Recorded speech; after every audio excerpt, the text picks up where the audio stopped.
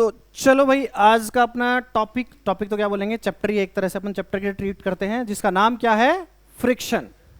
बहुत ही important chapter है। अकेले एनएलएम से कभी क्वेश्चन नहीं आता है, जेई मेन में भी बहुत कम क्वेश्चंस आते हैं, फ्रिक्शन के साथ मिक्स होके क्वेश्चन ज्यादा आते हैं। एडवांस में आएगा तो फ्रिक्शन के साथ ही आएगा, प्योर एनएलएम का क्वेश्चन आने के चांसेस बहुत कम होते हैं। तो एनएलएम प्लस फ्रिक्शन एनसीईआरटी में देखोगे तो लॉज ऑफ मोशन के नाम से है, उसी के अंदर दोनों चीजें हैं, प्योर एनएलएम भी है और उसके अंदर फ्रिक्शन भी है।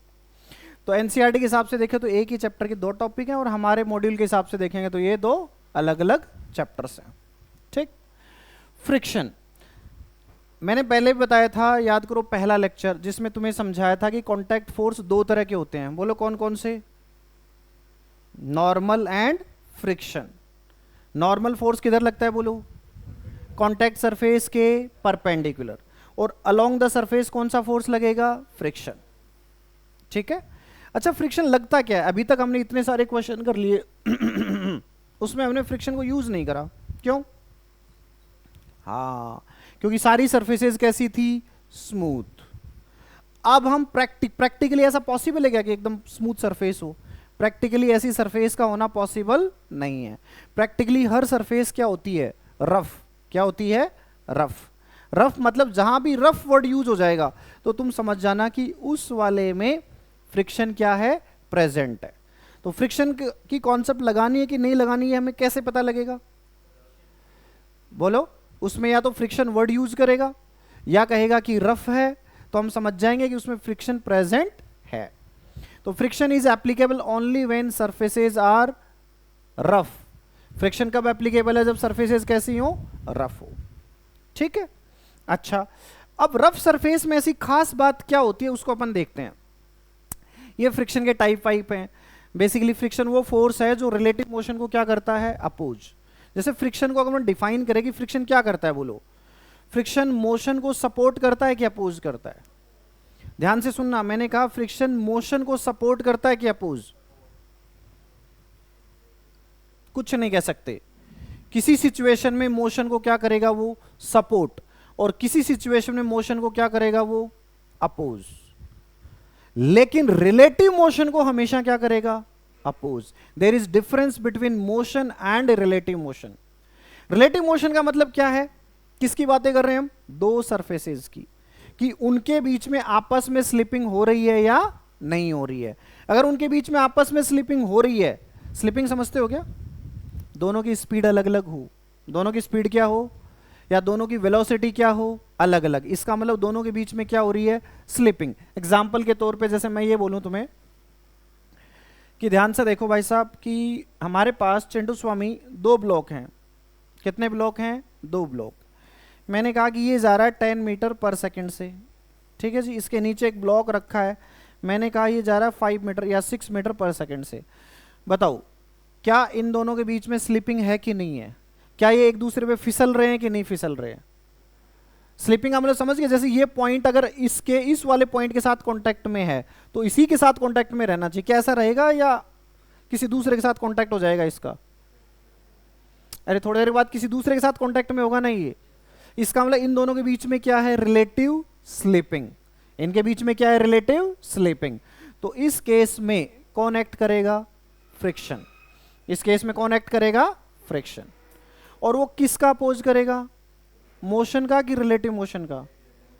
हम डेली लाइफ में चल पाते हैं, उसका कारण क्या है? कौन है जो हमें चलाता है?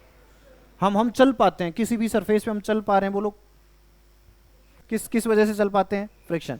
अगर फ्रिक्शन प्रेजेंट नहीं हो, जैसे कई बार हम ऐसी जगह जाते हैं जहां स्नोफॉल होता है, आईसी सरफेसेस होती हैं, है ना, आइस हॉकी खेलिए, देखिए नहीं देख, तो वहां पर क्या होती है? स्लिपरी सरफेस होती है, तो friction is very very minimal.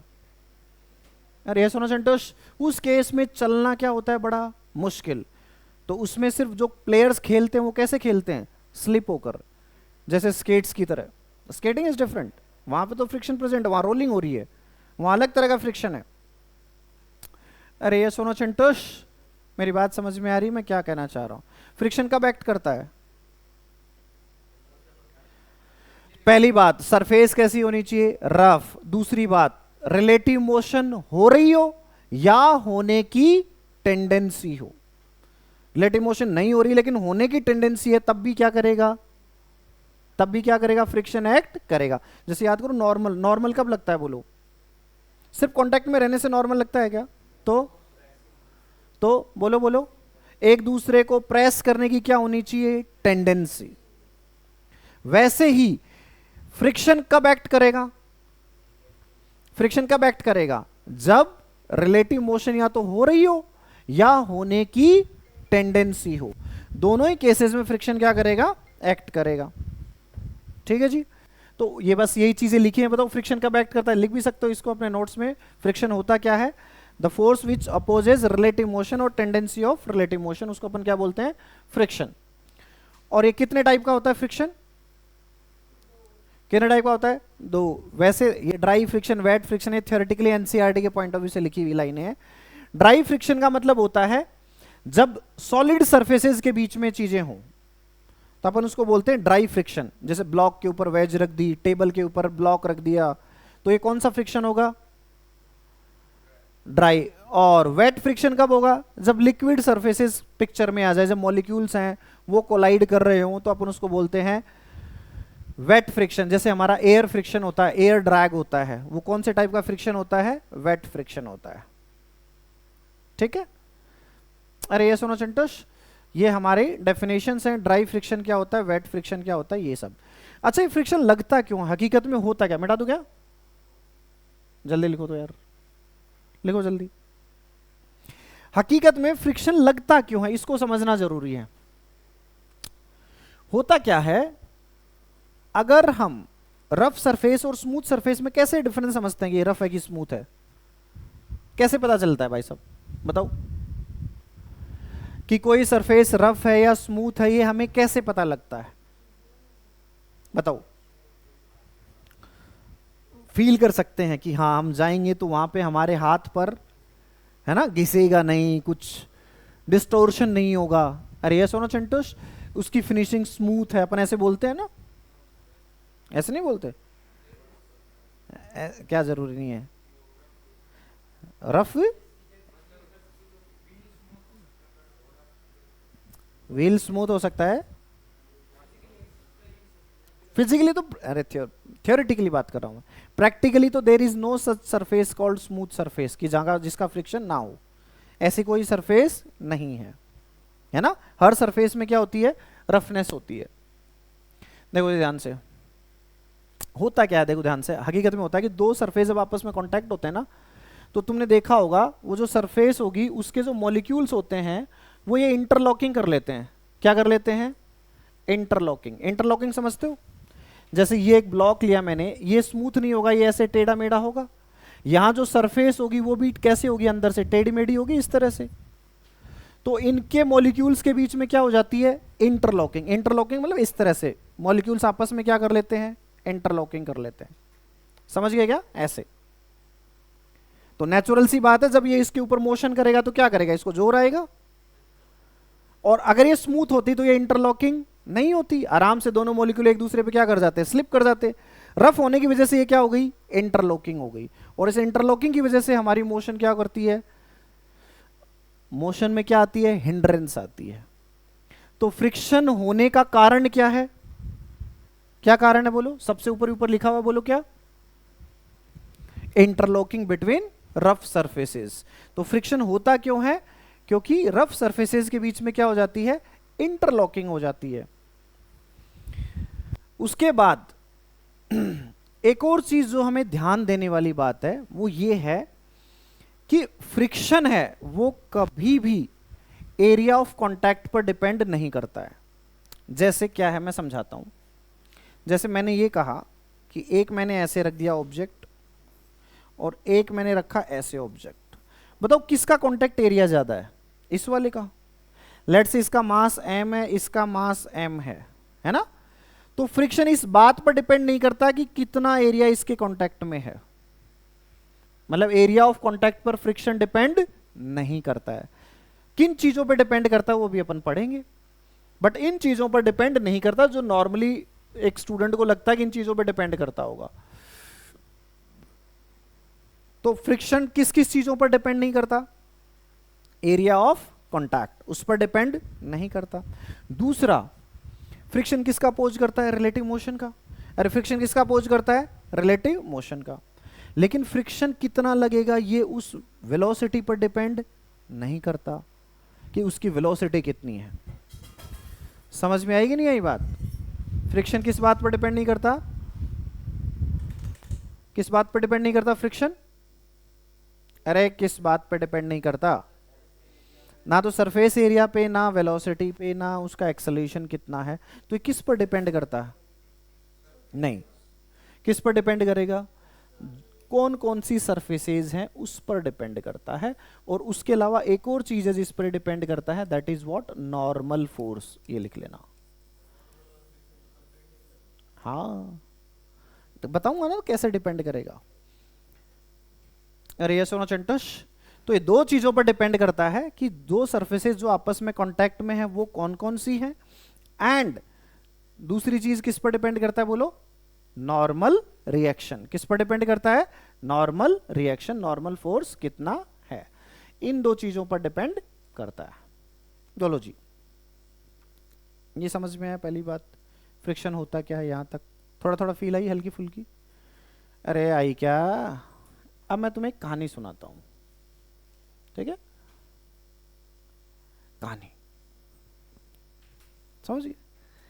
कहानी है इस समय एक पैरेलल वर्ल्ड में, जैसे हम क्लास ले रहे हैं ना, ऐसी एक क्लास चल रही है, हम उस क्लास की कहानी कर रहे हैं, ठीक है जी? ध्यान से सुनना। सेम यही क्लास बैठी हुई है, ऐसे के ऐसे बैठे हुए हैं। ओके, बहुत अच्छी बात है। उस जिस देश में ये हो रहा है, जिस कंट्री में ऐसा हो रहा है, उस देश का नाम है। उस कहानी को पूरा रिलेट करूंगा फ्रिक्शन के साथ, तो कहानी ध्यान से सुनना और ये याद रहनी चाहिए लास्ट तक। और ये कहानी याद रहेगी तो फ्रिक्शन का हर क्वेश्चन सॉल्व हो जाएगा, और कहानी याद नहीं रहेगी तो फ्रिक्शन के क्वेश्चन में दिक्कत आएगी, ठीक है? कहानी में एंटरटेनमेंट है मानता हूं, लेकिन सिर्फ एंटरटेनमेंट नहीं है, ठीक है? तो क्या हुआ? सब ठीक? एसिडिटी हो गई तो पानी पी ले चिंटू, पी लिया। सुनो ध्यान से, अब सुनो ध्यान से।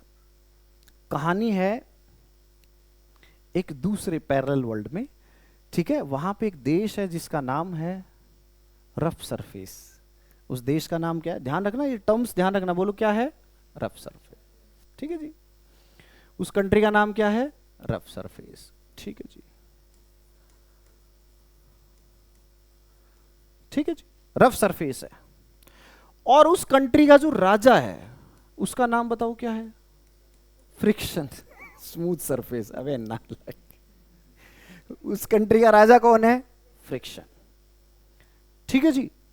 अरे ये सुनो चंटुश, एक कंट्री है जिसका नाम क्या है? रफ सरफेस, और उसके राजा का नाम क्या है? फ्रिक्शन। कि उसके राजा का नाम क्या है? फ्रिक्शन। अब तुम्हें पता, जितने भी रूलर हुए हैं, जितने भी राजा हुए हैं, उन सबका एक ऑब्जेक्टिव रहा है कि मेरे को अपने लाइफ टाइम में ना ये करना है। तो ये जो फ्रिक्शन है ना, ये जो फ्रिक्शन है, इसकी एक चाहत है। क्या चाहत है? सुनो ध्यान से, है ना ना ना ना, ये कहता है कि मेरे राज्य के अंदर, मेरे देश के अंदर कोई भी दो चीजें आपस में कांटेक्ट में हैं, उनके बीच में लड़ाई नहीं होनी चाहिए। क्या क्या क्या चाहता है उसकी? कि कोई भी दो लोग आपस में कांटेक्ट में हैं, उनके बीच में रिलेटिव स्लिपिंग नहीं होनी चाहिए। वो चाहता है कि दोनों साथ साथ रहें। फ्रिक्शन क्या चाहता है? बोलो बोलो, फ्रिक्शन की क्या चाहता है? बोलो। कि दो ऑब्जेक्ट जो आपस में कांटेक्ट में हैं, जो कांटेक्ट में हैं, वो कैसे रहें? साथ साथ रहें। ये किसकी ख्वाहिश है भाई? किसकी ख्वाहिश है? फ्रिक्शन। और फ्रिक्शन राजा है, राजा है, कुछ भी कर सकता है अपनी ख्वाहिश को पूरी करने के लिए। अरे यस और नो, कृष्ण राजी हो गया, ये तो बढ़िया राजा है, हम और फिर तो भावेश पूरी जिंदगी भर साथ साथ रहेंगे, दोस्त बनकर नालायक हो। अरे यस और नो? अरे बोलो चिट्टू। तो उस देश के अंदर किसकी चलेगी? फ्रिक्शन की। और फ्रिक्शन की क्या चाहत है? चाहत है कि जो दो ऑब्जेक्ट आपस में कांटेक्ट में है ना, वो कैसे रहें? साथ साथ रहने चाहिए। कैसे रहने चाहिए? साथ साथ, उनके बीच में कोई लड़ाई नहीं होनी चाहिए, ये उसकी चाहत है, ठीक? अब एक बात बताओ, राजा कभी काम अपने खुद खुद करता है क्या? तो कौन करता है राजा के काम? पुराने जमाने में याद करो, किंगडम होता था, बोल कौन करते थे? सेनापति होते थे या मंत्री होते थे। लेकिन तुम्हें पता हो, राजा बनने से पहले वो युवराज होता था, और सारी लड़ाइयां कौन लड़ता है? युवराज। और वो जिंदा रहा तो राजा बनेगा। अरे यस और सेंटोस। तो ऐसे ही इस राजा के दो बेटे हैं। इस राजा के कितने बेटे हैं? दो। बड़ा बेटा, उस बड़े बेटे का नाम है स्टैटिक, और एक छोटा बेटा, उसका नाम है काइनेटिक। समझ गए क्या? ध्यान से कहानी ढंग से सुनना, फ्रिक्शन की बहुत इंटरेस्टिंग कहानी है, पूरा चैप्टर समझ में इसी से आएगा। पेटेंटेड कहानी है ये अपनी खुद की। अरे यस और सेंटोस। तो इस राजा के कितने बेटे हैं? दो। बोलो कौन कौन? एक तो स्टैटिक और दूसरा काइनेटिक। बहुत अच्छी बात है। अब राजा ने ये कह रखा अपने बच्चों को कि भाई साहब मेरी ख्वाहिश को तुम्हें पूरी करना जब तक मैं जिंदा रहूं, नहीं तो लटका दूंगा। अरे ये सोरो चेंटुश, अब भाई छोटे छोटे बच्चे हैं, बात मानेंगे, उनको पता है अगर नहीं बात मानी तो फिर किसी और को सिंहासन देगा तो राजा गलत हो जाएगा। अरे ये सोरो चेंटुश, अब इन दोनों बच्चों में ना बहुत ही डिफरेंस है। बताओ समझदार कौन होता है? कोई भी दो बच्चे होते हैं, समझदार कौन होता है? है? समझदार शांत कौन होता है? बड़े वाला छोटे वाला? ये ऐसे अपने ऊपर ले जा रहा है। सेंसिबल है। ये कैसा है? सेंसिबल। ये भाई साहब कैसे हैं? अग्रेसिव। इनको बात बात पे गुस्सा आ जाता है। अरे ये सोरो चिंटूस, कौन कौन है बोलो? Static, kinetic. ये सेंसिबल है, समझदार है, शांत है। और ये कौन है? अग्रेसिव। बताऊंगा कैसे अग्रेसिव है, सुनना ध्यान से, है ना? पूरी कहानी को ध्यान से ना, पूरा फ्रिक्शन समझ में आएगा इसी कहानी से। बहुत अच्छी बात। अब फ्रिक्शन ने क्या कर रखा है, याद करो पुराने जमाने पे जो महाभारत हुई थी उसको देखने के लिए धृतराष्ट्र, याद है, संजय को बिठा के देखा था उसकी आंखों से। फ्रिक्शन ने सीसीटीवी लगा रखा है और अपने पूरे देश में देखता रहता है कहां पर क्या हो रहा है। समझना भाई, ध्यान से सुनना। अरे समझ में आ रही है क्या? बहुत अच्छी बात। सीसीटीवी पे देखता रहता है कोई लड़ाई तो ना हो रही है। तो उसने ध्यान से देखा कि भाई वेदांत और जतिन साथ साथ बैठे हुए हैं, देख रहा है इन दोनों के बीच एक वार्तालाप चल रहा है। सुनना क्या चल रहा है। वेदांत ने जतिन से कहा कि भाई 500 रुपए उधार दे मेरे को। कितने रुपए उधार दे? 500। ठीक। बोले क्या करना है? बोले एक दोस्त की हेल्प करनी है। बोले कौन दोस्त है? बोले मयंक। बोले क्या हुआ? उसको भूख लगी है, उसके लिए समोसे लाने। समझ में आई नहीं यार? तो वेदांत ने जतिन से कितने रुपए ले लिए? 500। और भाई साहब मयंक देख रहा है दोस्त तो तगड़ा है, और इसने 500 रुपए लिए और 500 रुपए के समोसे खा गया, अकेले खा गया सारे समोसे, बढ़िया से आनंद के साथ।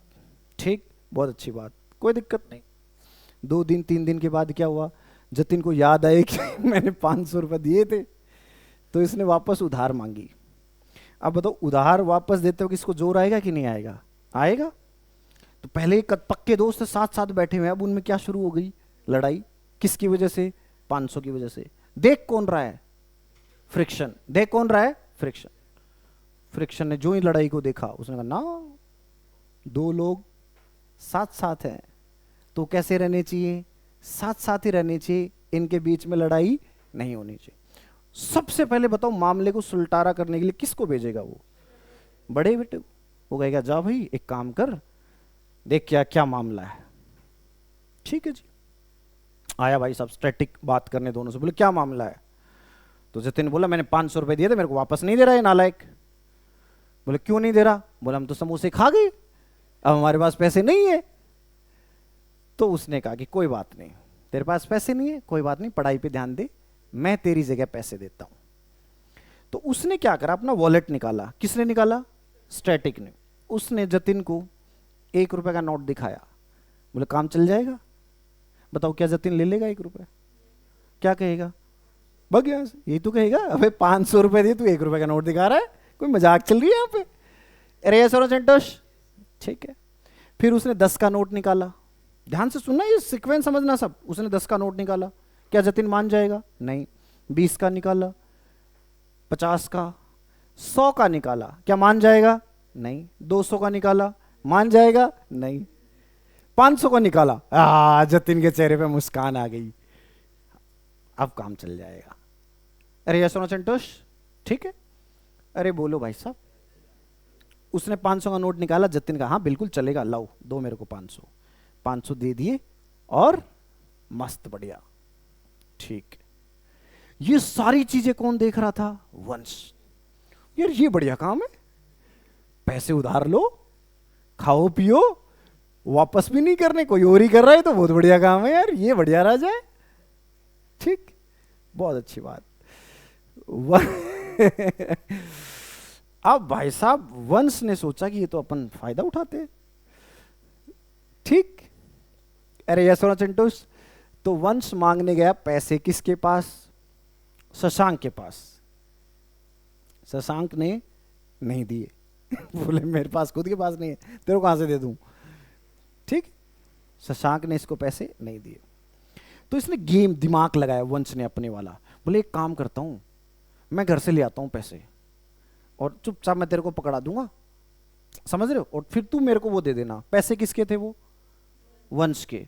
बोले मेरे को नहीं दे रहा तो एक काम करते हैं, मैं तेरे को पैसे दूंगा, अपन पार्टी करेंगे, फिर किसी और से ले लेंगे पैसे। अरे यस और नो समझ में आया कि नहीं आया? पैसे कौन लेकर आया घर से? वंश। यस और नो चंटोष? ये लेके आया 1000। कितने लेके आया? ध्यान से सुनना, 1000। जो ये स्टैटिक था ना, इसका जो वॉलेट है, इसका बजट है 800 रुपए का।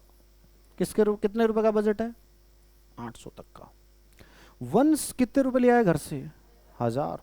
और भाई पार्टी कर दी, पूरे मोहल्ले में बांट दो, बढ़िया से एंजॉय करो। पार्टी कर ली।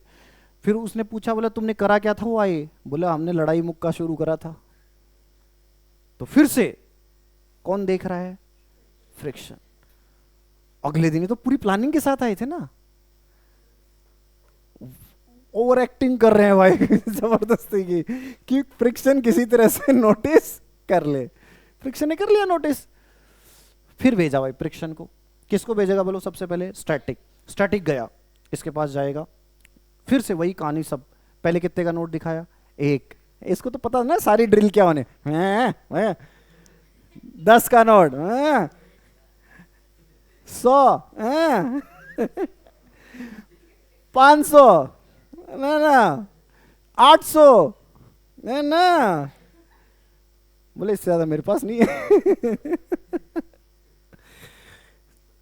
तो भाई साहब बोले मानेगा कि नहीं मानेगा? इसको तो पता था नहीं मानना है, तो उसने कहा मैं नहीं मानूंगा, 1000 चाहिए, 1000। स्टैटिक उल्टा चला गया। ये सुनो, अब इसके शुरू हो गया अंदर से, यार क्या हो गया, ये पैसे मिलेंगे कि नहीं मिलेंगे? फ्रिक्शन देख रहा है। कौन देख रहा है? फ्रिक्शन। फ्रिक्शन ने कहा कि भाई मामला नहीं सुलटा, तो एक काम करो, इस बार मामले को सुलझाने के लिए वो भेजता है छोटे वाले को। ये बड़ा बड़ा सेंसिबल। स्टैटिक तो पहले आया था। अरे नहीं नहीं, सब कॉन्सेप्ट को साइड में रख, जो मैं कह रहा हूं वो समझ, तभी तो कह रहा हूं कहानी समझ। किसको भेजता है वो? बड़े वाले को। पहले हमेशा किसको भेजता है? बड़े वाले। बड़ा कौन है? स्टैटिक। स्टैटिक से मामला सुलझा नहीं। ये लो जी, ये भाई साहब गुस्से वाला आदमी है। ये अपने साथ 2 ही ऑप्शन लेके चलता है। इसके वॉलेट में एक ही नोट रहता है और दूसरे हाथ में रहता है लठ। इसका एक ही टारगेट है। बोलो क्या? न साम दाम नहीं।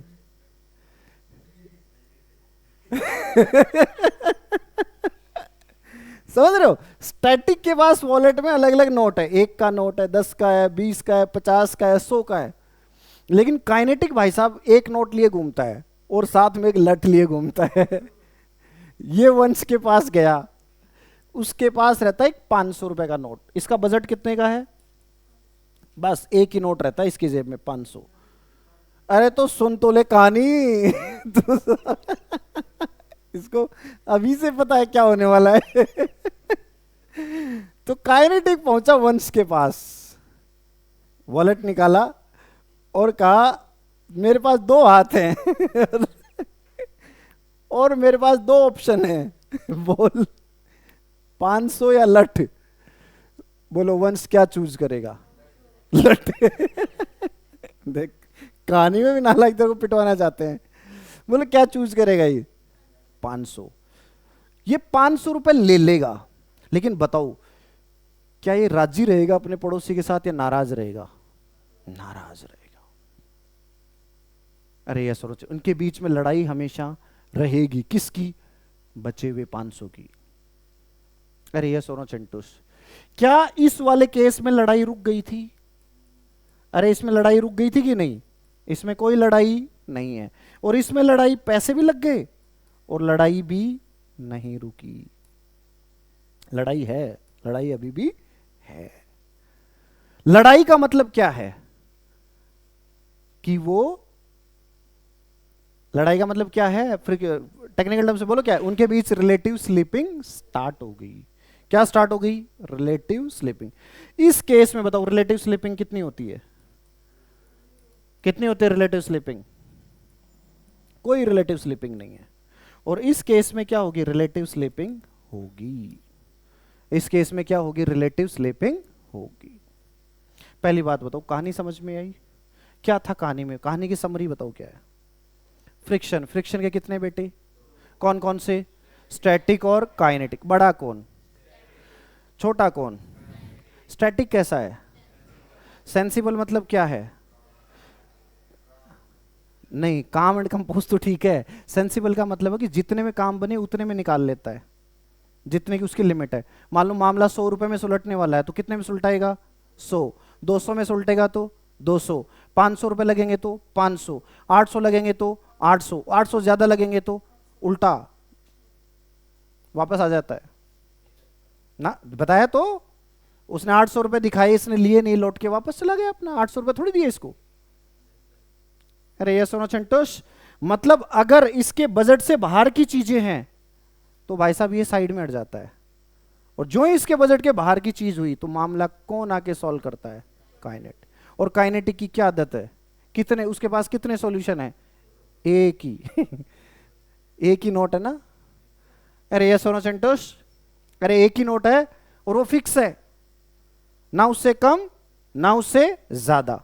क्योंकि वो आएगा ही तब जब बजट इसके बाहर का होगा।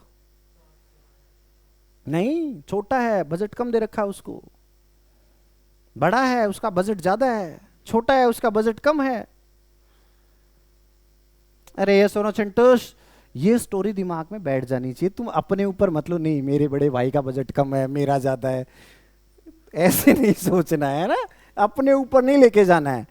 अरे समझ में आया क्या? इस कहानी के साथ हमें फ्रिक्शन को ध्यान रखना है। किसका बजट ज्यादा है? किसका बजट ज्यादा है? स्टैटिक की काइनेटिक? किसका बजट कम है? किसका बजट ज्यादा? किसका कम? काइनेटिक का। स्टैटिक की वैल्यू फिक्स है कि कुछ भी हो सकती है? कहां से कहां तक बताओ? 0 से लेकर 800 रुपए तक। अरे यस और नो? 0 से लेकर 800 तक। 0 मतलब जरूरत ही ना पड़े, आएगा नहीं, राउंड पे तो आ जाता चेक करने। अरे यस और नो? समझ में आएगा नहीं है? और इसका बजट, इसकी वैल्यू क्या है? रेंज में है कि फिक्स है? काइनेटिक फ्रिक्शन की वैल्यू क्या है? फिक्स्ड। स्टैटिक फ्रिक्शन क्या है? फिक्स नहीं है। वो क्या कर सकता है? वेरी कर सकता है। उसकी एक रेंज होती है। स्टैटिक फ्रिक्शन की हमेशा क्या होती है? एक रेंज होती है। आधा घंटे में आ रहा हूं लंच करने, अभी क्लास में हूं। हाँ हाँ, 800, 800 और 200 बताए ना। या तो यही आएगा पिक्चर के अंदर या फिर यही आएगा, दोनों नहीं आ सकते। हाँ, अबे टोटल नोट मिला के उसके बाद 800 रुपए बनते हैं। ये नहीं कह रहा 800 रुपए का नोट कौन सा होता है बे। अरे समझे कि नहीं समझे? स्टैटिक फ्रिक्शन की पर्टिकुलर वैल्यू होती है रेंज, स्टैटिक की बोलो, और काइनेटिक की फिक्स। फिक्स है उसका बजट, इतना ही है। क्या ये कहानी समझ में आई? कहानी बैठ के दिमाग में। अब मैं इस फ्रिक्शन में कैसे यूज करता हूं वो समझो। फ्रिक्शन के टाइप बताओ। फ्रिक्शन के टाइप बोलो, कौन कौन से? नहीं वो नहीं, ये। बोलो कौन कौन से? Static and kinetic. किसकी वैल्यू ज्यादा होती है? मैक्सिमम।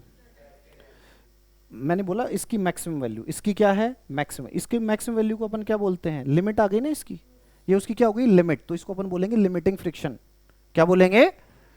किसको बोलेंगे लिमिटिंग फ्रिक्शन? स्टैटिक की मैक्सिमम वैल्यू को क्या बोलेंगे? Limiting friction. क्या बोलेंगे? Limiting friction. और काइनेटिक में ऐसे लिमिटिंग की कोई चीज है क्या? नहीं, उसकी वैल्यू तो क्या है? फिक्स। समझ नहीं आई तुम्हें बात? पूरी कहानी समझ में आई? पक्का? क्या इसका जो फ्रिक्शन कोफिशिएंट होता है उसको हम लिखते हैं म्यू एस, और इसका जो फ्रिक्शन कोफिशिएंट होता है उसको हम लिखते हैं म्यू के। क्या लिखते हैं? म्यू के। क्लियर है क्या चिंटू? अब एक क्लियर है क्या? चलो अब हम लिखना स्टार्ट करते हैं। लिखो टाइप्स ऑफ फ्रिक्शन। लिखना स्टार्ट करो, types of friction. Types of friction. Friction के कितने टाइप होते हैं बोलो? कौन कौन से? Static and kinetic. बड़ा कौन? लिख लो टाइप्स ऑफ फ्रिक्शन। ऐसे लिख लो टाइप्स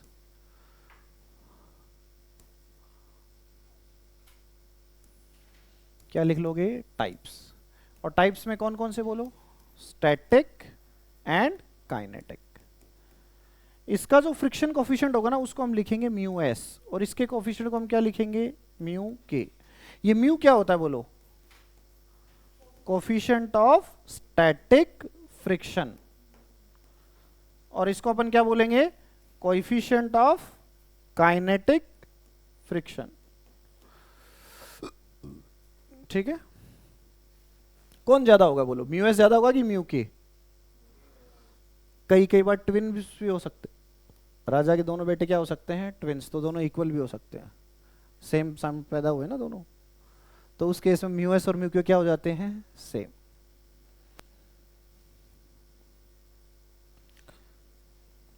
उस केस में दोनों को बजट बराबर मिलेगा, दोनों सेम ही चीज है। फायदा बताऊंगा थोड़ी देर बाद।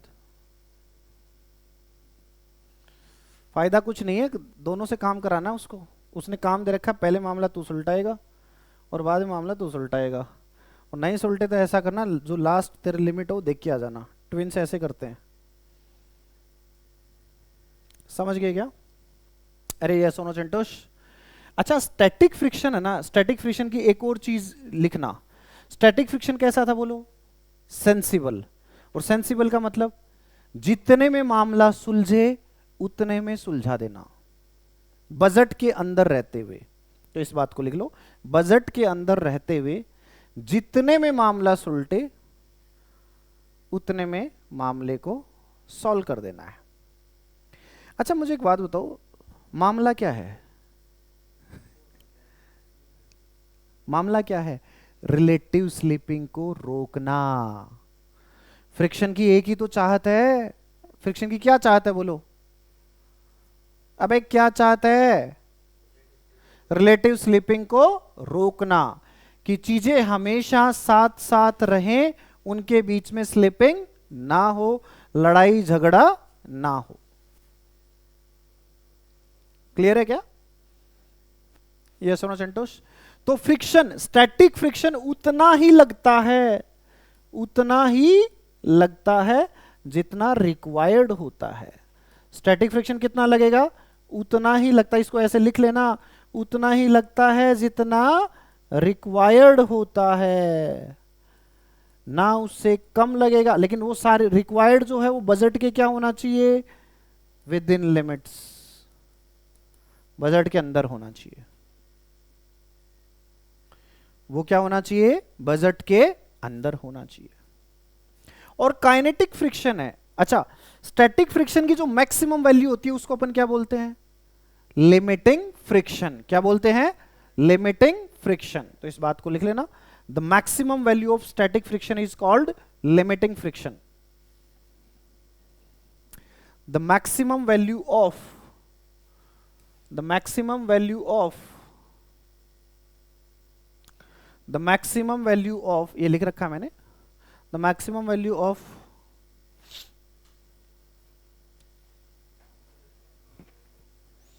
maximum value of maximum value of static friction is called limiting friction, उसको अपन क्या बोलते हैं, लिमिटिंग फ्रिक्शन। ठीक है, अच्छा बताओ, जब स्टैटिक फ्रिक्शन लग रहा है, जब स्टैटिक फ्रिक्शन अपना काम कर रहा था, उस समय रिलेटिव स्लिपिंग हो रही थी या होने की टेंडेंसी थी? अबे लड़ाई हो रहे थे तो उनके अलग अलग होने की क्या थी, टेंडेंसी थी, लेकिन उनको अलग होने नहीं दिया। तो स्टैटिक फ्रिक्शन तब लगता है जब रिलेटिव स्लिपिंग हो नहीं, होने की क्या होती है, टेंडेंसी। तो इस बात को लिख लेना, ऊपर ही ऊपर लाइन लिख रखी है मैंने, बोलो क्या, it acts when there is tendency of relative slipping. मतलब स्टैटिक फ्रिक्शन जब लग रहा होगा उस समय रिलेटिव स्लिपिंग हो नहीं रही होगी, होने की टेंडेंसी होती है। इसका मतलब रिलेटिव स्लिपिंग, जो रिलेटिव स्लिपिंग होता है उसको ये क्या कर देता है, रोक देता है, होने नहीं देता है, रिलेटिव स्लिपिंग को होने नहीं देता है। ठीक है, और जो लिमिटिंग फ्रिक्शन होता है उसकी वैल्यू होती है, उसको अपन लिखते हैं एफ एस मैक्स।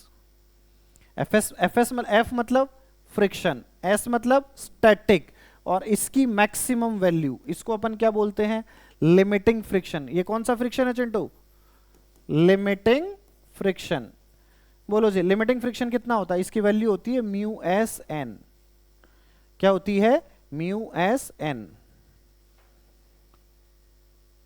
समझ में आया नॉर्मल पे कैसे डिपेंड करता है?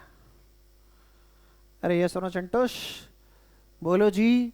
तो एन क्या चीज है, नॉर्मल। कौन सा normal, normal reaction by that surface. Which surface, जिसका फ्रिक्शन हमें निकालना है, क्योंकि मल्टीपल सरफेसेस हो सकती है ना।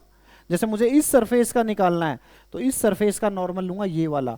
मान लो ये ब्लॉक है, इसके ऊपर ब्लॉक रख दूं, इसके ऊपर ब्लॉक रख दूं, है ना। मुझे इसका फ्रिक्शन निकालना है तो इस वाला नॉर्मल काम में लूंगा, इसका फ्रिक्शन निकालना है तो ये वाला नॉर्मल काम में लूंगा, यहां फ्रिक्शन निकालना है तो ये वाला नॉर्मल काम में लूंगा।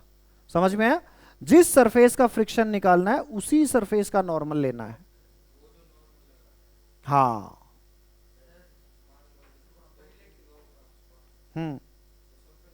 नहीं, जब अभी तो बताया, इस ये वाला जो n3 की जो वैल्यू होगी वो लेंगे, ये ग्राउंड इस पे क्या लगा रहा होगा वो वाली वैल्यू लेंगे इसमें n में। तो अलग अलग सरफेस भी तो होगी, हर सरफेस का अलग अलग फ्रिक्शन होगा। तुम ये कह रहे हो कि ऐसे होता सर, ऐसे भी होता, नीचे भी होता, ये कह रहे हो ना। तो इस सरफेस का फ्रिक्शन निकालूंगा तो ये वाला नॉर्मल, इस सरफेस का फ्रिक्शन निकालूंगा तो ये वाला नॉर्मल, इधर ब्लॉक होता तो इस सरफेस का फ्रिक्शन निकालता तो ये वाला नॉर्मल। मतलब जिस सरफेस का हमें फ्रिक्शन निकालना है उसी का नॉर्मल लेंगे।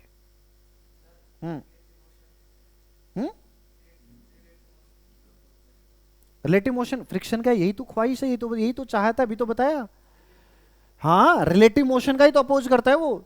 रिलेटिव मोशन का मतलब क्या होगा, एक दूसरे से दूर जाना। वो एक दूसरे से दूर नहीं जाने देना चाहता ना।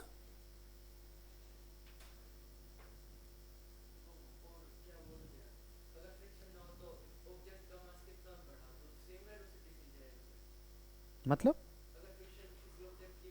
कोई और फोर्स रिटार्डिंग नहीं है तो नहीं तो हो सकता वेलोसिटी बढ़ जाए कोई और, वो तो फोर्स पे डिपेंड करेगा। एफ नेट 0 है तो सेम वेलोसिटी।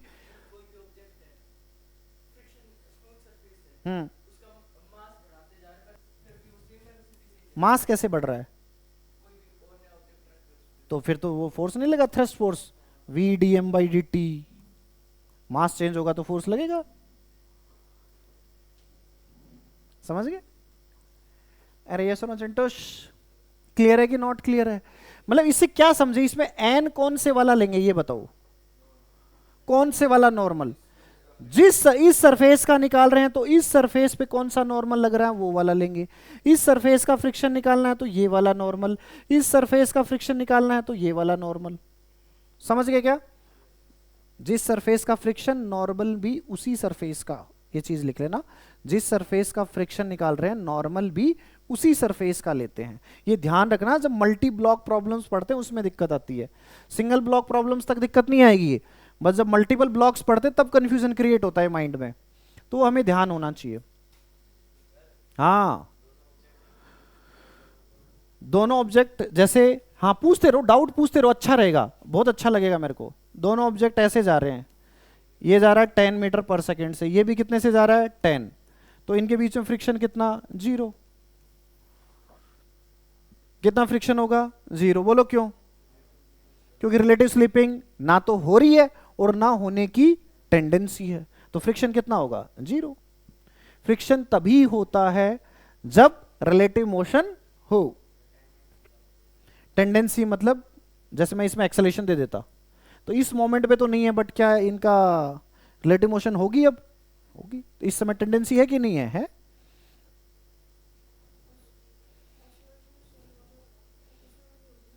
अगर दोनों का एक्सेलेरेशन सेम होगा तो फिर नहीं है, नहीं लगेगा। हाँ तो 0 भी तो है। फ्रिक्शन, स्टैटिक फ्रिक्शन की वैल्यू 0 भी तो हो सकती है, इसमें 0 है। यहां पे फ्रिक्शन है ही नहीं। मतलब 0 का मतलब क्या होता है? नथिंग। नथिंग मतलब वो है ही नहीं। नहीं समझे यार तुम लोग? मुंह से बोल दो। समझ गए क्या? चलो ध्यान से देख, सुन ध्यान से। अब मैं समझाता हूं स्टैटिक फ्रिक्शन जैसे कैसे लग रहा, सुन ध्यान से। पहले लिख लिया क्या? ऐसे काइनेटिक फ्रिक्शन के बारे में थोड़ा सा लिख लो, थोड़ा सा लिख लो काइनेटिक फ्रिक्शन, फिर डिटेल से पढ़ेंगे वन बाय वन करके। काइनेटिक फ्रिक्शन, काइनेटिक फ्रिक्शन कब लगता है बताओ जल्दी से? काइनेटिक फ्रिक्शन बोलो कब एक्ट करेगा? जब रिलेटिव मोशन हो रही हो, रिलेटिव स्लिपिंग हो रही हो, तो it will act when relative slipping is happening. लिख लो काइनेटिक फ्रिक्शन। काइनेटिक फ्रिक्शन बोलो काइनेटिक फ्रिक्शन कब होगा? काइनेटिक फ्रिक्शन के केस कब होगा बोलो? स्टैटिक फ्रिक्शन के केस में रिलेटिव स्लिपिंग होती है क्या? नहीं, होने की टेंडेंसी होती है, बस वो रोक देता है उसको। लेकिन काइनेटिक फ्रिक्शन तब लगता है जब रिलेटिव स्लिपिंग हो रही हो। जैसे मैंने एक सरफेस रख दी, मैंने कहा कि ये 2 मीटर पर सेकंड से जा रहा है, बताओ इनके बीच में कौन सा फ्रिक्शन लगेगा? स्टैटिक की काइनेटिक? क्यों? इनके बीच में रिलेटिव स्लिपिंग हो रही है, इस पे फिसल रहा ना, आगे चल रहा है। अरे यहाँ पे फिसल रहा है ना ये, तो इसके बीच में कौन सा फ्रिक्शन लग रहा होगा? काइनेटिक। कौन सा लग रहा होगा? काइनेटिक। अच्छा, काइनेटिक की बजट क्या है? फिक्स्ड है, उसकी वैल्यू हमेशा होती है म्यू के एन। काइनेटिक फ्रिक्शन की वैल्यू क्या है? फिक्स। और स्टैटिक फ्रिक्शन की वैल्यू बताओ? स्टैटिक फ्रिक्शन की जो वैल्यू है वो 0 से लेकर एफएस मैक्स के बीच में कुछ भी हो सकती है। स्टैटिक फ्रिक्शन में लिख लेना, स्टैटिक फ्रिक्शन की वैल्यू 0 से लेकर एफएस मैक्स के बीच में कुछ भी हो सकती है। जितने में मामला सॉल्व होगा उतना लगेगा।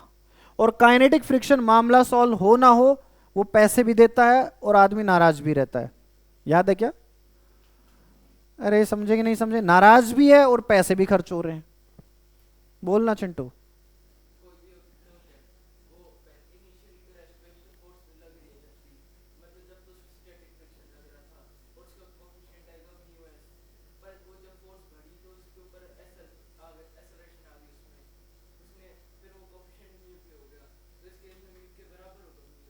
नहीं, सरफेस पे डिपेंड करता है। फोर्स फोर्स किसी चीज पे डिपेंड करता ही नहीं। Coefficient of friction depends only on surfaces, nothing else. अरे भाई सारा कराऊंगा, तू टेंशन ले, सारे डाउट दूर होंगे, आज ही दूर होंगे। वाइट? हाँ, 0 मतलब नथिंग, स्टैटिक फ्रिक्शन लगेगा ही नहीं ना, 0 है तो। कहां लिखा इक्वल? नहीं लिखा ना। अबे इक्वल होने का मतलब वो नहीं है। 0 होने, किसी भी चीज के 0 होने का मतलब क्या? वो नहीं है, वो है ही नहीं, तो उसकी वैल्यू क्या होगी? ठीक, लिख ले। नहीं समझेगा भाई साहब? 0 means nothing, absence of something is 0।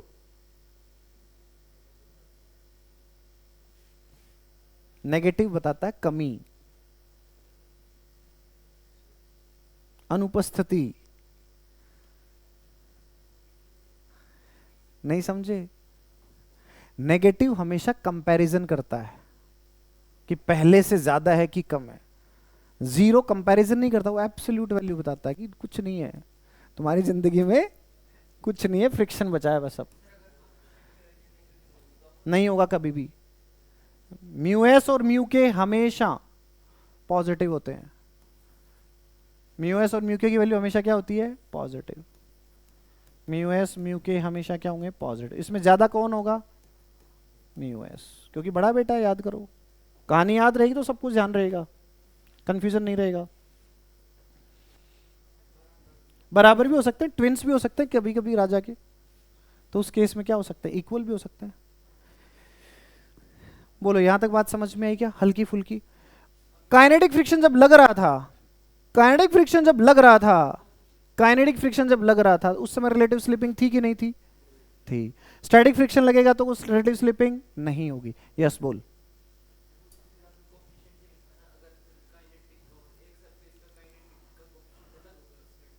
हाँ, अलग अलग होते हैं दोनों। हाँ, अरे लगता नहीं है, ये फिक्स है। इसके म्यू एस की वैल्यू होगी ऐसे 0.4, म्यू के होगा 0.3, दोनों प्रेजेंट होते हैं हर समय। देखो आदमी थोड़ी कि एक टाइम पे एक, तो कहानी के लिए बताया था भाई। अब समझ गया? अरे बोलो चिंटोश, क्लियर है क्या? अब अपन वन बाय वन करके छोटे छोटे स्टैटिक फ्रिक्शन और इनसे रिलेटेड चीजों को पढ़ते हैं। देखो ध्यान से, मैं छोटा सा एक क्वेश्चन कराता हूँ, हल्का सा, सुना ध्यान से। मैंने कहा, क्वेश्चन लिख लो, 2 किलो है, ये कितना किलो है? 2 किलो। कितने किलो? 2 किलो। 2 किलो भाई साहब, ठीक है। ओके, इस जगह पे म्यू एस है, इट इज 0.4, म्यू के है 0.3, मैंने ऐसे बोला, ठीक है। सुनना ध्यान से, छोटे छोटे क्वेश्चन से शुरू करता हूं। मैंने कहा इस पे F फोर्स लगा रहा हूं, कितना फोर्स लगा रहा हूं? F। मैंने कहा कि अगर F की वैल्यू है 3 न्यूटन, कितनी है? 3 न्यूटन, ठीक है। दूसरे केस में मैंने कहा F की वैल्यू है 5 न्यूटन, तीसरे केस में मैंने कहा F की वैल्यू है 8 न्यूटन, फोर्थ क्वेश्चन में मैंने कहा F इज इक्वल टू है 9 न्यूटन। तो तुम्हें फ्रिक्शन एंड एक्सेलरेशन बताना हर केस में। क्या बताना है? Friction and acceleration. अब सुनो, देखो कैसे इस तरह के क्वेश्चन को सॉल्व करते हैं, अप्रोच सीखो। अभी सॉल्व करने मत बैठो, फ्रिक्शन को किस तरह से हम यूज करते हैं। अच्छा, मैंने फ्रिक्शन के भी तुम्हें डायरेक्शन निकालनी नहीं सिखाई है ना, इस क्वेश्चन को हम बाद में करेंगे, पहले डायरेक्शन सीखो, क्योंकि स्लाइड पीछे चलेगी, मैंने स्किप कर दी थी। हाँ, डायरेक्शन ऑफ फ्रिक्शन, ये हेडिंग डालो, तो इस क्वेश्चन को छोड़ दो, लिखो डायरेक्शन ऑफ फ्रिक्शन, पहले वो सीखो, वो आनी बहुत जरूरी है। डायरेक्शन ऑफ फ्रिक्शन, सुनना भाई साहब, फ्रिक्शन की डायरेक्शन निकालने का सबसे अच्छा तरीका होता है, फ्रिक्शन की डायरेक्शन निकालने का सबसे अच्छा तरीका एक ही तरीका होता है, इस लाइन को याद रखना। क्या याद रखोगे? फ्रिक्शन की डायरेक्शन को निकालने के लिए सबसे पहले ये मान लो फ्रिक्शन नहीं है। सबसे पहले क्या मानना है? बोलो, सबसे पहले क्या मानना है? फ्रिक्शन नहीं है, प्रेजेंट नहीं होता। सबसे पहले मानना कि फ्रिक्शन नहीं है। फिर अब तुम्हें देखना कि कोई ऑब्जेक्ट दूसरे के रिस्पेक्ट में किस साइड में जा रहा है, वो जिधर जाएगा उसके रिस्पेक्ट में फ्रिक्शन उसके क्या लगेगा? ऑपोजिट। फ्रिक्शन किसके अपोजिट लगता है? देखो मैंने लिख रखा है, वेलोसिटी के या रिलेटिव वेलोसिटी के? बोलो जी, फ्रिक्शन किधर लगेगा? वेलोसिटी के अपोजिट या रिलेटिव वेलोसिटी के अपोजिट? तो रिलेटिव वेलोसिटी की डायरेक्शन निकाल लोगे, वो सिखाया v1 माइनस v2, अरे सिखाया ना काइनेमेटिक्स में, उसकी डायरेक्शन निकाल लो, फ्रिक्शन उसके क्या लगेगा? ऑपोजिट। नहीं समझे? और मान लो वेलोसिटी नहीं दे रखी क्वेश्चन में, तो क्या देखेंगे? एक्सेलरेशन। उस केस में क्या देखेंगे? अभी कराऊंगा, उस केस में हम क्या देखेंगे? एक्सेलरेशन। और दोनों दे रखे हो तो किसको देखेंगे? वेलोसिटी को। प्रायोरिटी क्या है, वेलोसिटी या एक्सेलरेशन? तो लिख लो डायरेक्शन के लिए, फ्रिक्शन की डायरेक्शन किधर होती है? Opposite to relative velocity. आज सबसे पहले तो फ्रिक्शन की डायरेक्शन निकालने सीखेंगे, 8-10 क्वेश्चन करेंगे उस पे, क्योंकि फ्रिक्शन की डायरेक्शन नहीं निकालनी है तो क्वेश्चन ही नहीं बनेगा। अरे जब उसकी डायरेक्शन नहीं पता तो सारे क्वेश्चन गलत ही होंगे ना। तो सबसे पहले हमें क्या निकालनी आनी चाहिए? डायरेक्शन। और बच्चों के लिए बहुत आसान चीज है ये। कैसी चीज है? आसान, अननेसेसरी कॉम्प्लिकेट करके रखते हैं वो। हाँ, फ्रिक्शन, हाँ एक्शन रिएक्शन पेयर में एग्जिस्ट करता है हमेशा। Friction exist always in action reaction pair. एक सरफेस दूसरे पे फ्रिक्शन लगा रही है तो दूसरे भी पहले पे लगा रही होगी, इक्वल एंड ऑपोजिट। समझ गए? दो सरफेस कांटेक्ट में है तो ये इस पे फ्रिक्शन लगा रही होगी और ये इस पे लगा रही होगी, इक्वल लगा रही होगी, ऑपोजिट डायरेक्शन में लगा रही होगी। हमेशा किस में एग्जिस्ट करता है वो? एक्शन रिएक्शन पेयर में करता है। वेलोसिटी प्रेजेंट नहीं होगी तो किसको किसको कंसीडर करेंगे? एक्सेलरेशन। और वेलोसिटी प्रेजेंट है तो वेलोसिटी को देखना है, रिलेटिव एक्सेलरेशन नहीं देखना है। क्या देखना है? Relative velocity. बोलो प्रायोरिटी किसकी? Velocity acceleration? वेलोसिटी नहीं हो तो किसको देखेंगे? एक्सेलरेशन। अब मैं छोटे छोटे क्वेश्चन कराता हूं, देखना ध्यान से, सुनना सुनना। मैं अब देखो, मैंने कहा एक ब्लॉक, ए लड़के इधर देख, 2 kg, मैंने कहा ये जा रहा है 4 मीटर पर सेकंड से। बताओ फ्रिक्शन किधर लगेगा? बोलो 2 kg पर फ्रिक्शन किधर लगेगा? अब देखो कैसे निकालते हैं हम, अभी बताया इसको। सबसे पहले क्या मान लो? फ्रिक्शन नहीं है। मान लो यहां फ्रिक्शन नहीं है लेकिन डायरेक्शन निकालने के लिए हम क्या मानेंगे? फ्रिक्शन यहां पर नहीं है, यहां फ्रिक्शन नहीं है। तो इसकी वेलोसिटी किधर है? बोलो 4 मीटर पर सेकंड। किस डायरेक्शन में? इधर। अरे है कि नहीं है? और नीचे वाले की वेलोसिटी कितनी है? 0। तो हम इसकी अगर रिलेटिव वेलोसिटी निकालेंगे इसके रिस्पेक्ट में तो किधर आएगी? इधर। तो फ्रिक्शन इस पर किधर लगेगा? देखना, मैं इसको नाम दे रहा हूं 1 और इसको नाम दे रहा हूं मैं 2। मैं तुमसे कहूं बताओ V12 बताओ, तो तुम क्या कहोगे? V1 minus V2। अरे यही तो कहोगे। V1 कितना है? बोलो 4i कैप। V2 कितना है? 0। तो V12 कितना आया? 4i cap. अरे आया कि नोट आया चिंटू? तो बताओ 2 kg पर फ्रिक्शन किधर लगेगा? आई कैप में लगेगा कि आई कैप के ऑपोजिट? तो 4 kg पे फ्रिक्शन किधर लगेगा? पीछे। हम एफबीडी बनाएंगे तो फ्रिक्शन को किधर दिखाएंगे? पीछे। अगर मैं इस टेबल का, लेट्स से टेबल थी, क्या थी ये? टेबल। मैं टेबल का एफबीडी बनाऊं, इस पे फ्रिक्शन किधर होगा? क्यों? Equal and opposite. बट हम वैसे सीखते हैं इस वाले तरीके से कैसे निकालते। तो हम क्या कहेंगे? बोलो V2 1 निकालेंगे। अब इसकी उसके रिस्पेक्ट में निकालेंगे ना, तो हम क्या लिखेंगे? V2 minus V1। V2 कितना है? 0। V1 कितना है? 4i cap. तो बोलो क्या आया? Minus 4i cap. अरे आया कि नोट आया? इसकी वेलोसिटी किधर है? इसके रेस्पेक्ट में ये वाला ऑब्जेक्ट किधर जा रहा है? किधर जा रहा है? पीछे। तो इस पर फ्रिक्शन किधर लगेगा? आगे। तो इस पर फ्रिक्शन किधर लगेगा? आगे। बाकी एक्शन रिएक्शन पेयर से भी तुम बता सकते थे। समझ में आएगा चिंटू? बोलो जी। बहुत अच्छी बात है, तो लिख लो इसको। ये एक्सप्लेनेशन भी लिखना। ये तो अभी रद्दी क्वेश्चन है, दिख रहा है इसमें। अभी जब 3-3 ब्लॉक रख दूंगा ना एक दूसरे के ऊपर, तब तकलीफ होगी तुम्हें। इसलिए ढंग से समझ लो कैसे निकालते हैं रिलेटिव।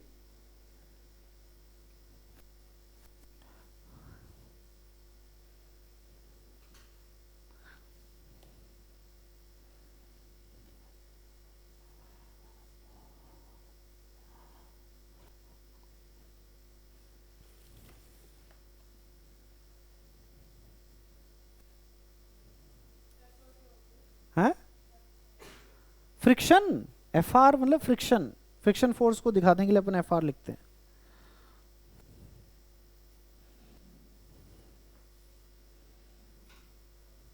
समझ में आएगा चिंटू? है जी? अब देख इस पे और क्वेश्चन कराता हूं। मिटा दूं? मत बोलो, मैं तो मिटा दूंगा। नहीं मत बोलो। अब देखो ध्यान से, लिखो नेक्स्ट क्वेश्चन। मैंने लिखा, ये लो जी, ये ऑब्जेक्ट रखा, ठीक है। मैंने कहा ये इधर जा रहा है 8 मीटर पर सेकंड से और ये इधर जा रहा है 3 मीटर पर सेकंड से, ठीक है। सारी सरफेस रफ है। इस सरफेस पे फ्रिक्शन बताओ, इस सरफेस पे बताओ फ्रिक्शन की डायरेक्शन किधर होगी? दोनों सरफेसेस पे फ्रिक्शन की डायरेक्शन बताओ। बोलना नहीं है, अपनी अपनी नोटबुक में ड्रॉ कर लो। बोलना नहीं है। ए के एफबीडी में देख लो फ्रिक्शन किधर आएगा, बी के एफबीडी ड्रॉ करो, उस पे दोनों फ्रिक्शन बनाओ। बोलना नहीं है, एक दूसरे को चीजों को इन्फ्लुएंस करते हो तुम। अपनी अपनी नोटबुक में फ्रिक्शन ड्रॉ कर लो।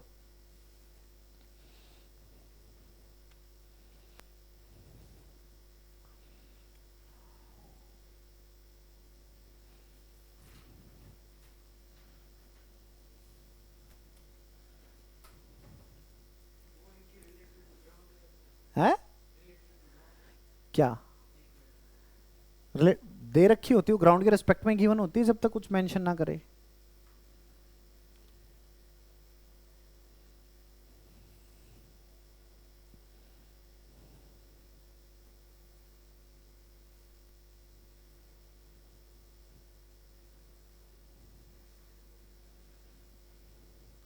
ए पे फ्रिक्शन दिखाओ किधर होगा, बी पर फ्रिक्शन दिखाओ किधर होगा।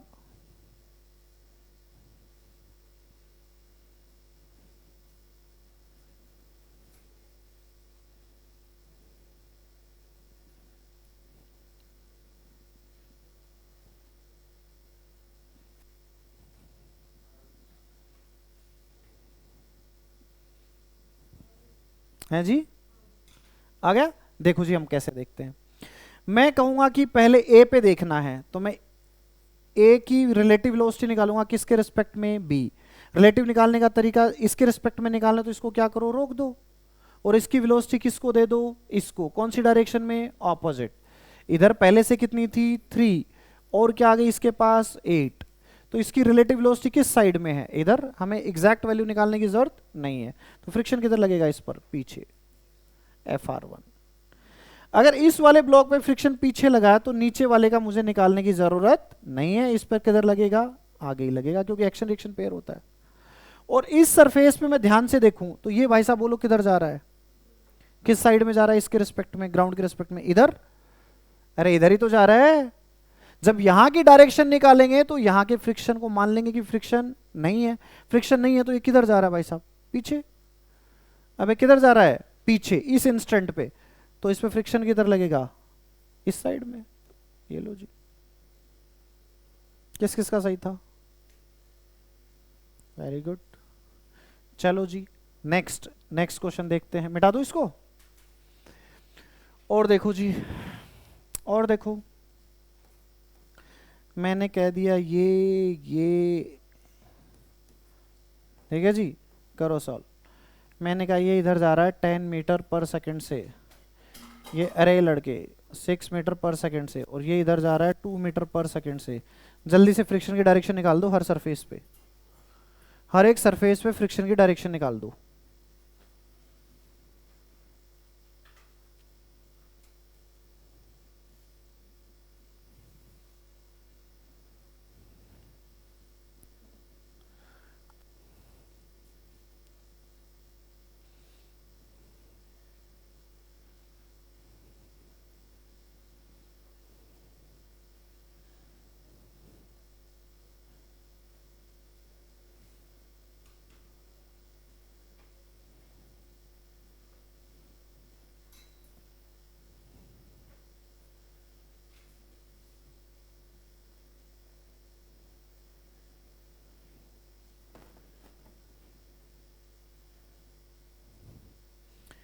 थोड़ी सेकंड का टाइम है भाई साहब तुम्हारे पास, जल्दी करो यार, बहुत टाइम लगा रहे हो तुम लोग ना। टाइम हो गया क्या भाई, है अभी, डायरेक्शन तो हो जाएगी, करो करो।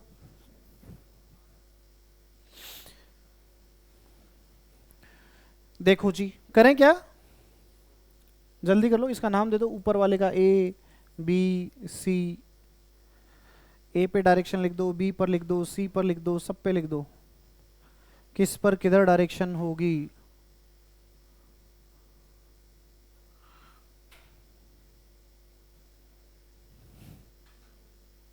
करें क्या, सुनो जी ध्यान से, मैं बनाता हूं सी का डायग्राम, क्योंकि सबसे अच्छा आसान बनाना इसी का है।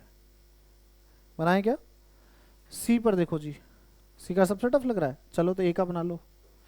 ए का मैंने एफबीडी बनाया जी, ए का मैं एफबीडी बनाऊंगा तो मैं क्या कहूंगा, ये ए है। ये भाई साहब ऊपर वाला इधर कितने से जा रहा है, 10 से। इसकी नीचे वाले की स्पीड कितनी है, नीचे वाले की स्पीड कितनी है, 6। इसके रेस्पेक्ट में ये किधर जा रहा है बोलो, आगे जा रहा है कि पीछे।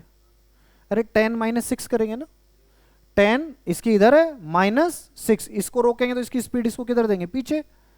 तो 10 - 6 बोलो क्या हुई, 4। किस डायरेक्शन में, आगे। तो अगर ये आगे जा रहा है तो इस पे फ्रिक्शन किधर लगेगा, पीछे। ये लो जी, अगर इस पे पीछे लग गया तो बी पर हमें पता चल गया ऊपर वाली डायरेक्शन में किधर लगेगा, आगे। अब हम इन दोनों को स्टडी कर लेते हैं। बी है वो सी के रिस्पेक्ट में किधर जा रहा है, आगे ही जा रहा है। क्यों? क्योंकि इसकी स्पीड कितनी है 6, इसकी कितनी है 2, किधर है पीछे, तो इसके रेस्पेक्ट में निकालेंगे तो क्या होगा 8। अरे इसकी स्पीड इसको देंगे ना आगे की डायरेक्शन में, तो ये आगे की डायरेक्शन में कितने स्पीड से जाएगा 8 से। अरे कितने से जाएगा 8। अगर ये 8 से जा रहा है तो इसमें फ्रिक्शन किधर लगेगा पीछे। ये लो जी फ्रिक्शन। अब सी का एफबीडी बना लो। सी का हमें पता ही है, ऊपर वाला तो कहां लगेगा आगे, क्योंकि इस पे पीछे लगा तो उस पे किधर लगेगा आगे की डायरेक्शन में। और यहां इन दोनों के बीच में देखेंगे तो इस ग्राउंड के रिस्पेक्ट में किधर जा रहा है पीछे, तो फ्रिक्शन किधर लगेगा आगे, ये आ जाएगा। समझ में आया कि नोट आया? बोलो जी। इस तरह से अपन डायरेक्शन निकालते हैं। क्लियर है क्या? किस किस की सारी डायरेक्शन सही थी? Okay good. चलो जी नेक्स्ट क्वेश्चन करें। और देखो मिटा दूं, लिखो। और ऐसे डायरेक्शन के खेल खेलते हैं। मैंने कहा कि ये है 10 न्यूटन और मैंने कहा 2 kg, और यहां पर फ्रिक्शन है म्यू है। बताओ फ्रिक्शन किधर लगेगा 2 kg पर? अब देखो हमें इस क्वेश्चन में वेलोसिटी गिवन नहीं है। जब वेलोसिटी गिवन नहीं है तो फिर हम क्या यूज करते हैं एक्सेलरेशन। हम देखेंगे भाई साहब इसमें फ्रिक्शन लग भी रहा होगा, पहले डायरेक्शन निकालने के लिए फ्रिक्शन मान लेंगे कि फ्रिक्शन नहीं है। फ्रिक्शन नहीं है तो बताओ इसका एक्सेलरेशन कितना है, तुम क्या कहोगे 10/2 कितना हो गया 5। किस डायरेक्शन में आगे, तो ये किधर जाएगा इस ग्राउंड के रिस्पेक्ट में आगे, तो इसमें फ्रिक्शन किधर लगेगा पीछे। नहीं समझे? अरे समझ गए कि नहीं समझ गए? तो इस पे फ्रिक्शन किधर लगेगा पीछे। सब एग्जांपल लिख लो, अभी सब याद आया फिर बाद में धीरे धीरे भूल जाओगे, है ना। नेक्स्ट नेक्स्ट क्या कहता है, वो बाद की बात है, पहले डायरेक्शन निकालने सीखो। स्टैटिक काइनेटिक्स के बाद सिखाऊंगा। फिलहाल देखो दोनों की डायरेक्शन सेम ही होती है निकालने का तरीका।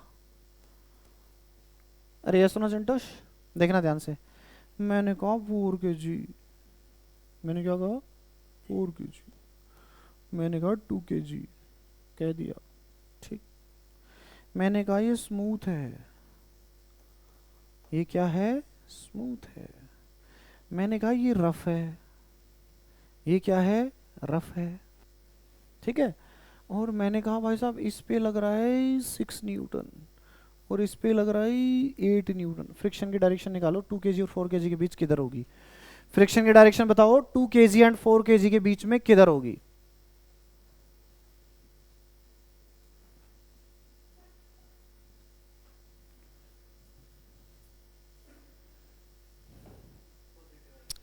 है जी किस पर? ओके दो ही आंसर हो सकते हैं, तो आगे या पीछे। आधे आगे बोल दो आगे पीछे बोल दो, आंसर कोई ना कोई तो मैच करेगा ही।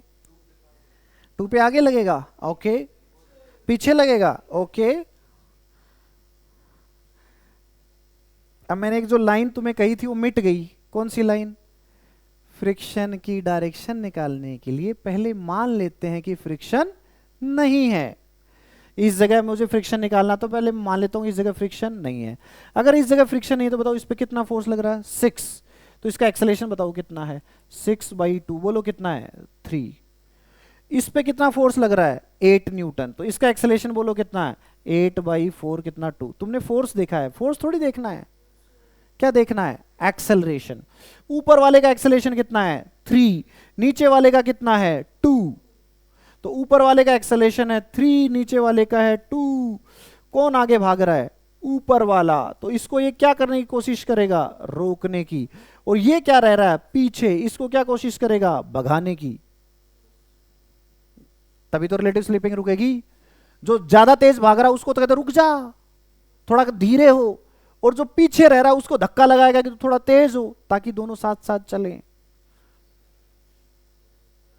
नहीं समझ में आया चिंटू? तो ऊपर वाले पे फ्रिक्शन किधर लगेगा पीछे, और नीचे वाले पर फ्रिक्शन किधर लगेगा आगे। क्या थोड़ा थोड़ा समझ आया? आया क्या हल्का फुल्का? देख और मैंने कहा ये m मास है, ये दीवार है, रफ है। जल्दी से बताओ किधर लगेगा फ्रिक्शन, इस पे लगेगा तो नहीं लगेगा।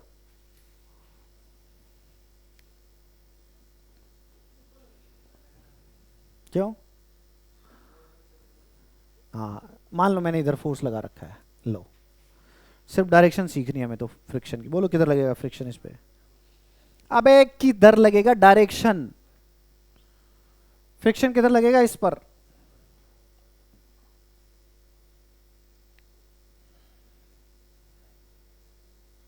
क्यों लगेगा? अरे भाई साहब ध्यान, मैंने अभी सिखाया था, एक लाइन मिट गई, वो क्या? डायरेक्शन निकालने के लिए पहले मान लेते हैं कि फ्रिक्शन नहीं है। अगर यहां अरे तो तू रुक तो सही चाचा। इधर ध्यान से देख, यहां फ्रिक्शन नहीं है, अरे यहां फ्रिक्शन नहीं है, तो इसके किधर जाने की टेंडेंसी है? किधर जाने की टेंडेंसी है? नीचे। तो अगर लगेगा तो किधर लगेगा? ऊपर, क्योंकि फ्रिक्शन अलोंग द सरफेस ही लग सकता है। नहीं समझे क्या? वो लगेगा नहीं लगेगा वो तो अपन बाद में सीखेंगे, अगर लगेगा तो डायरेक्शन किधर होगी? ऊपर। समझ में आया कैसे चेक करते हैं? तो इस पे किधर लगेगा फ्रिक्शन? ऊपर। और देख,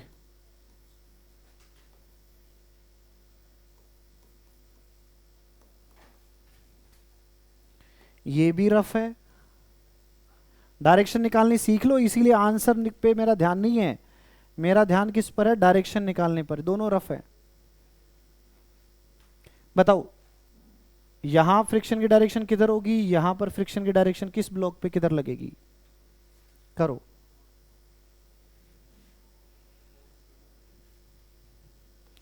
किस ब्लॉक पर फ्रिक्शन किधर लगेगा?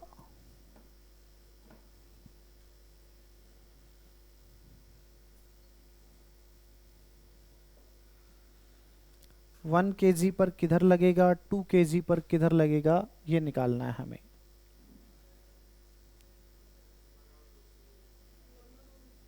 नहीं लगना चाहिए।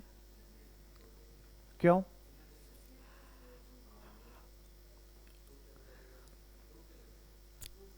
अपनी अपनी नोटबुक में बनाओ फ्रिक्शन की डायरेक्शन।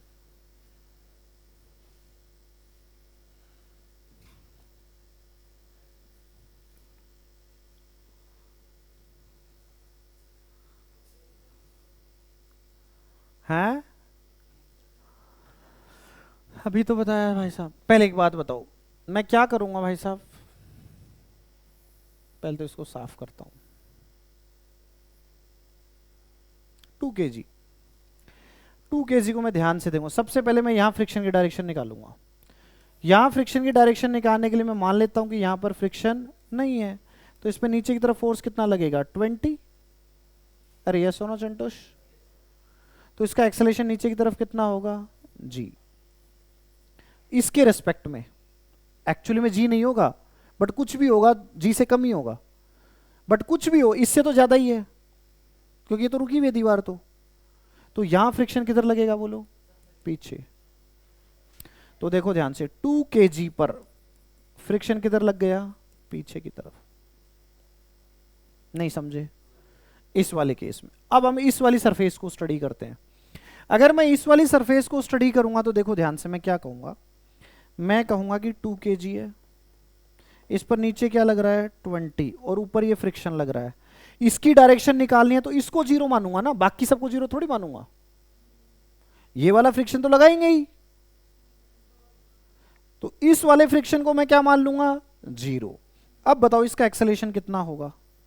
तुम क्या कहोगे इसका एक्सेलेरेशन? 20 माइनस फ्रिक्शन अपॉन 2, तो 10 माइनस फ्रिक्शन बाई 2, इसका जो भी एक्सेलेरेशन होगा जी से कम है। और तुम मैंने किसका एपीडी बनाया? ये 1 का है। ये किस, सॉरी यार, 2 ही है ना उधर, हाँ इधर वाला ना 1 kg, ये 1 kg है। इसका नीचे कितना फोर्स लग रहा है? 10, तो इसका एक्सेलेरेशन क्या आएगा? 10/1। ये तो जी से जा रहा है नीचे, और ये जो भी वैल्यू होगी फ्रिक्शन को जी से क्या है? कम। तो कौन तेजी से भाग रहा है? 1। तो 1 पे फ्रिक्शन किधर लगेगा? ऊपर। और 2 पर फ्रिक्शन किधर लगेगा? नीचे। समझ में आया कैसे फ्रिक्शन की डायरेक्शन निकालते हैं? तो बताओ वो वाली लाइन इंपॉर्टेंट है कि नहीं है? कौन सी?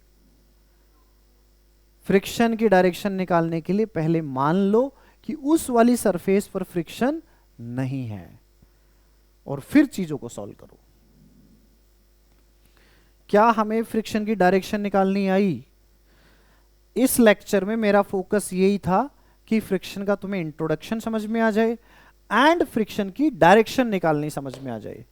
अगर तुम्हें फ्रिक्शन की मैपिंग हो गई, डायरेक्शन निकालनी आ गई, तो फिर आगे का चैप्टर बहुत आसान है, कुछ भी नहीं है, एनएलएम ही है, प्योर एनएलएम वाली है। उसमें एक एक्स्ट्रा फोर्स आ जाएगा, कौन सा? फ्रिक्शन। कुछ कुछ थोड़ी सी चीजें चेंज होंगी, वो अपन पढ़ेंगे कब? अगली क्लास में। ठीक है, डन।